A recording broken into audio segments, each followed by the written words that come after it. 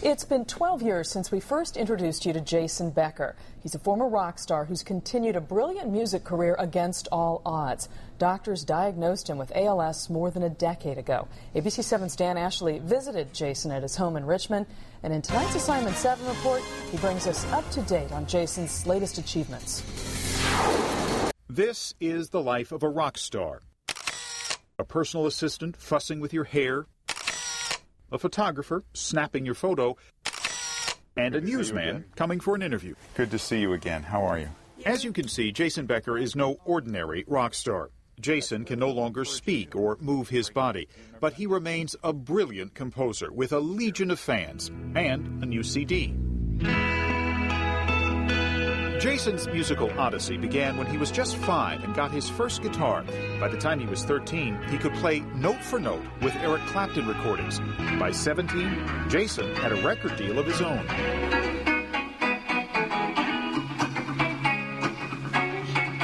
By the late 1980s, Jason was one of the most critically acclaimed rock guitarists in the world. This home video shows his trademark, playing guitar with one hand, yo-yoing with the other.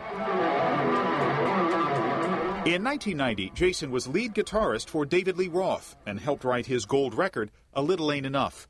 That same year, when Jason was just 19, he was diagnosed with Amyotrophic Lateral Sclerosis, also known as ALS, or Lou Gehrig's disease.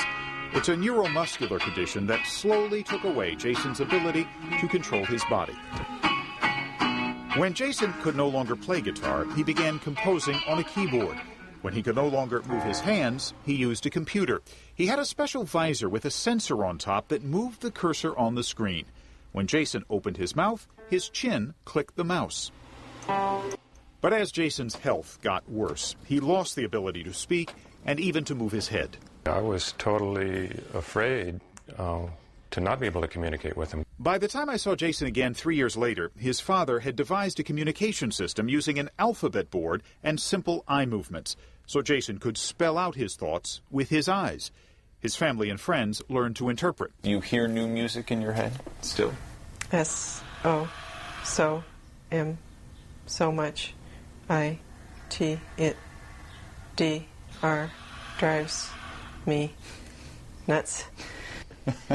Jason hired musicians to play his music, and after 5 years of painstaking work, he released a highly acclaimed CD called Perspective. After that intense effort, Jason took a break from composing, but now, 9 years later, he's got a new CD. We came by his house to talk with him about it. His friend Sarana interpreted. What does it mean to you to still be able to create music? I-T, it, is H-U-G, huge. Being able to remain creative is part of what keeps me alive. Jason worked on this new music with his friend and producer Dan Alvarez. Again, they composed at a computer, but this time Jason had to relay his ideas through his father or another interpreter. You want thicker chords? Right. Big-name guitarists, including Steve Vai, Joe Satriani, and many others, played on the final recording. Jason even worked in some sound from his ventilator. When I took years off from making music, I didn't think I missed it, but working with Dan and other musicians has been like a drug, only a good one. He's become a deeper person. I think he's matured as a creative force.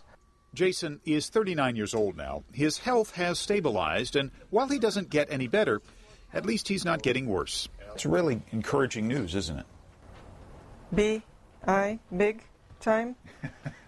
Jason just finished designing a signature guitar that will be on the market soon, and he's working on an autobiography. Of course, for all of these projects during the past 20 years, he's relied on his caretakers, friends and family who never give up. It's hard work for him, it's hard work for everybody, but we're riding on his energy. If he didn't want to, we couldn't do it. Adversity, but on this Thanksgiving, also many blessings. In Richmond, Dan Ashley, ABC7 News.